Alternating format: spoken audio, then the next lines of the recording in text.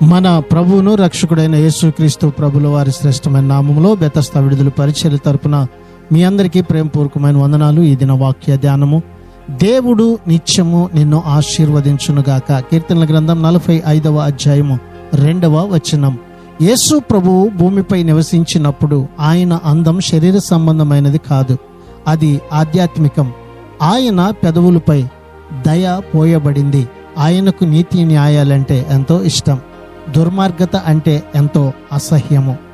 ఈ 7వ వచనంలో ఈ రీతిగా వ్రాయబడి ఉంది: నీవు నీతిని ప్రేమించి భక్తిహీనతను ద్వేషించుచున్నావు, కావున దేవుడు నీ దేవుడే చెలికాండ్ర కంటే హెచ్చగునట్లుగా నిన్ను ఆనంద తైలముతో అభిషేకించి ఉన్నాడు.